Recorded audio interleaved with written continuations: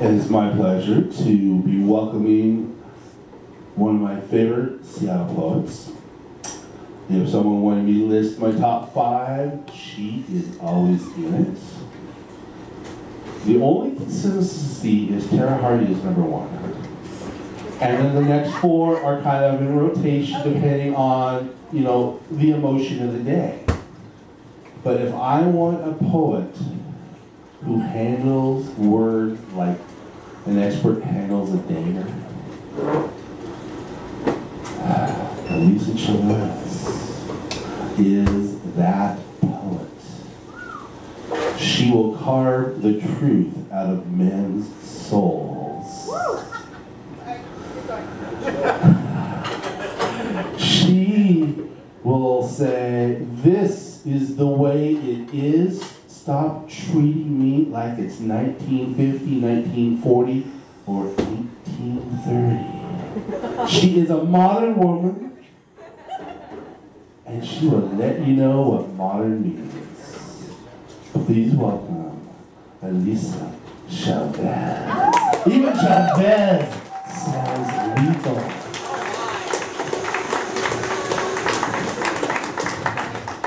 Thank you, Dwayne, for that intro. I would like you guys to know I didn't come here unchaperoned. My brother is here, so yeah, that's important to know. Also, hi guys. Hey, so like none of my poems could really be considered, you know, kid-friendly, but my mom had me listen to Miss Saigon when I was like 3 years old, and I turned out okay. So I think you guys made the right choice, basically. One more thing.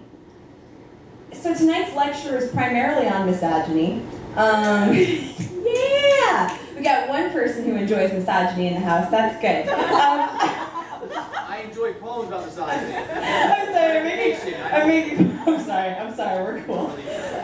That said, like, I don't want to be the only person who yells this evening, so I kind of thought it might be nice if, like, I want to give us, like, a phrase to yell, that we can all yell together, and I chose the phrase, "Thank God it's Thursday." So on the count of 3, I think we should all just yell that. Sure. 1, 2, 3. Thank God it's Thursday! Oh my God, okay, great, I'm gonna do some poems.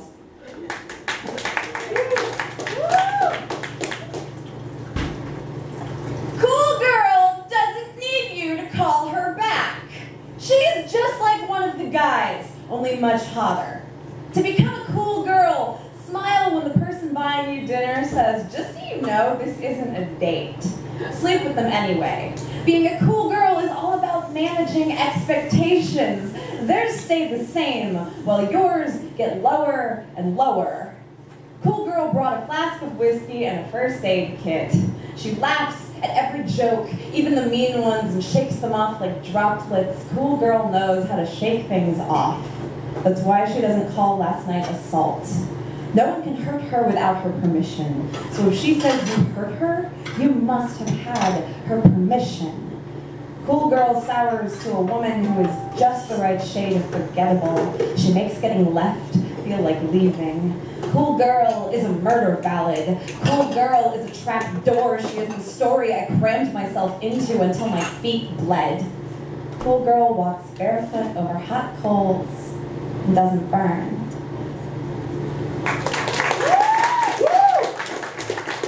Hello, I'm Elisa Chavez. I may have neglected to mention that before. And I have some, like a bunch of new poems for you guys tonight. Which is new shit stuff. New things.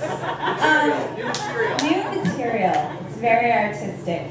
And I've already ruined everything. Okay. And so as a result, most of my stuff is like not terribly memorized. I had this happen last time too, but the difference this time is that this is all new and exciting, and you are the first people in the United States to hear some of this stuff. Canada got some first, but whatever, they don't count. They're Canadian. They were really nice. I don't mean that. But everyone was very polite in Vancouver, and they smelled faintly of maple syrup. So I know. Was that misogynistic? It might be. espousing kind of a normcore feminism, which I would describe as like things that people normally think suck that women do. I'm like, oh, maybe it's not so bad. So this poem is about selfies. Yay! Some girls take selfies because they think they're hot shit. Some girls take selfies because they didn't have anything better to do. Some girls take selfies because they are works of art, submerged in the gentle preservative of flash and filter, because they just bought a pair of adorable new shoes. And they won't feel this way next week or maybe even tomorrow, but today, they can change everything. Some girls take selfies ironically but still want to look pretty. Some girls take selfies and regret it. Some girls take selfies because everyone else gets to decide what they look like, so why shouldn't they get a turn? Some girls take selfies in swimsuits, in headscarves, after marathons to use on dating profiles. Some girls who take selfies are witches. Some girls who take selfies are PhD candidates. Some girls take selfies because they don't give a fuck what you think. Some girls who take selfies are insecure. Some girls who take selfies are insecure. Some girls who take selfies are insecure, and so what? Some girls take selfies to learn to fall in love with their own still water. Because they are tired of playing Echo, some girls get tired. Some girls take selfies because there are eels roiling in their chests. Because the boys' eyes keep turning into hands. Because they don't know how to make warmth stay and no one cares enough to show them. Some girls take selfies like sugaring the rim of a lemon drop. Like scissors to an old shirt. Some girls take selfies like smashing the glass in case of emergency because they've been taught how to shrink out of frame all their lives and the lessons just made them mischievous. Some girls who take selfies are dangerous. Some girls who take selfies are survivors. Some girls take selfies no matter how many times we tell them not to. And isn't it a miracle that so many women know themselves to be worth commemorating?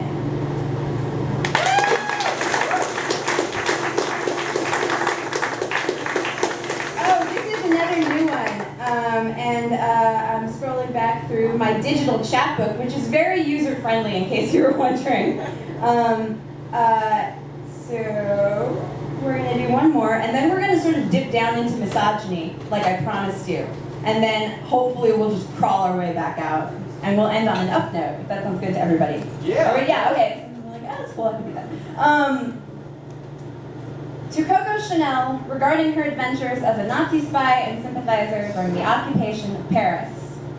Yes. Reports contend that when Goring smiled at you across the lobby of the Ritz, you smiled back. Down the Rue, women ransacked rubbish bins to supplement half rations, and it's true that no man will love you like a silk dress. So I suppose I can't fault you for covering yourself in what you had. Espionage is like expensive perfume, clings to the hands. When the GIs came to Paris, you gave them Chanel No. 5 for their girls back home, scent luring them back to beds that lay oceans away. 1944, and with all the smoke from record burning, who can bother to remember who betrayed whom and for what reason? Mademoiselle, I think of you when I take off my clothes and read the labels China, Bangladesh, India. My dresses are secret keepers, seal skins and spy skins, every thread and name I don't know. I think of the way your famous jacket, the one that gave women sharp shoulders and cat-lounging drape, is sewn with metal chains, barbed wire, twisting crooked lines straight. If you were here, I think you would tell me there is no beauty without pain.